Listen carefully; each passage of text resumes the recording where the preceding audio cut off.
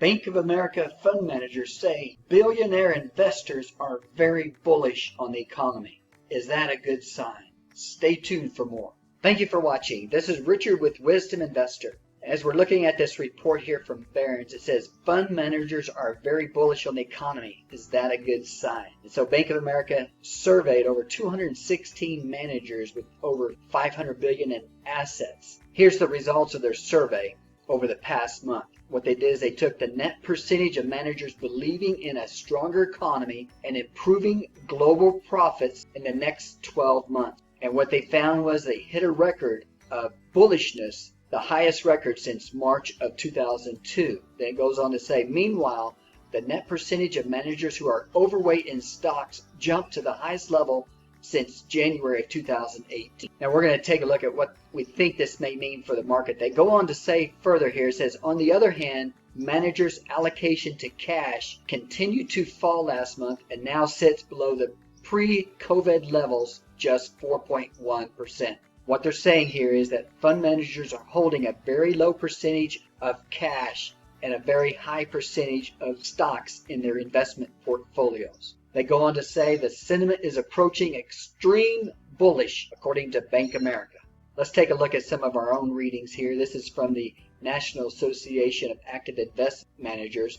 This is the exposure index down at the bottom, and up at the top is in black is the S&P 500. On these green lines here, as they're closer to the top, that means the exposure to the stock market is at the highest levels. And I drew these lines from these highest levels up through the S&P 500.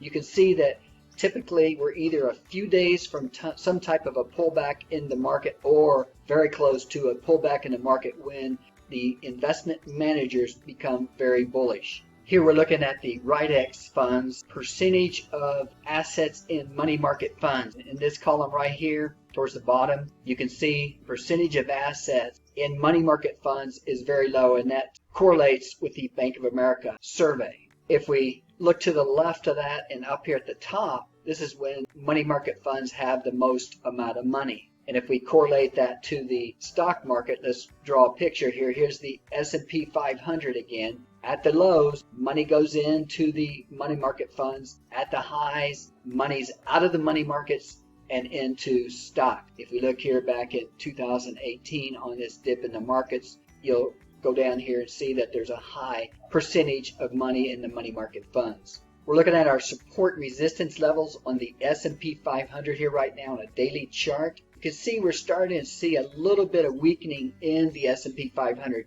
Came up here to this resistance area and it has backed off. As we had reported on previous videos, we had a 3-gap play, which is bearish in the markets. Here's the first gap, the second gap, and then we had that third gap. We had this third gap up on the news about the vaccines being very positive in their test results. The market had a little dip, came back up here and tested this, which is very typical on a gap up like that, and now we're starting to back off. I think there's a possibility we could get a 4 to 5% pullback due to the extreme bullishness in the market, and that would lead us to a new buying opportunity. Now, we've got the Thanksgiving holiday period coming up. That's a very bullish time.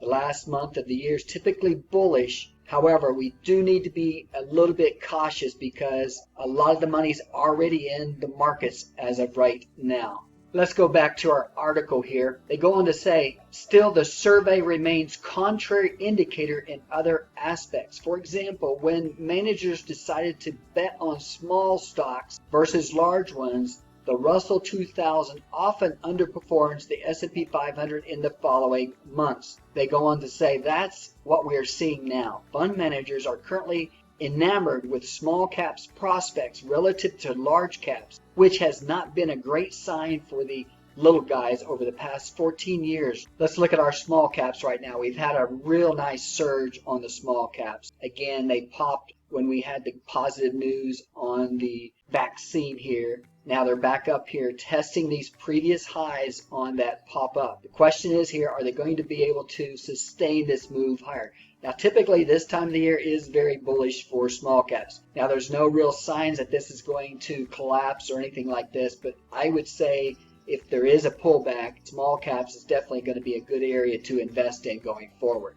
Here's a weighting of the IWM Small Cap Russell 2000 Index. Highest weighting in healthcare, so that would give us a reason why this could pop. We've had some good news in healthcare. Also industrials, technology. Technology hasn't been doing so well here recently, and financial services. If we look at the healthcare sector, this is the XLV S&P 500 Select Healthcare sector. You can see nice pop on the good news. However, we're not following through to the upside here. Although volume on the selling is not that strong, I would think the healthcare sector could be positive going forward. The Dow Jones Industrials here looks very much like the small caps. Again, they had that three-gap play here, which we say is bearish overall. Now, not 100% of the time, but quite often. But we are having a hard time of breaking up and over these resistance areas. If we look at the Dow Jones to see where they're most heavily weighted, we see that, again, healthcare, technology, industrials, financial services are the heaviest weighted. One of the strongest areas right now continues to be the electric vehicle area. We're looking at the ETF, which is HAIL. And you can see this thing over the past 6 months or so has been going straight up. We're looking at Tesla here.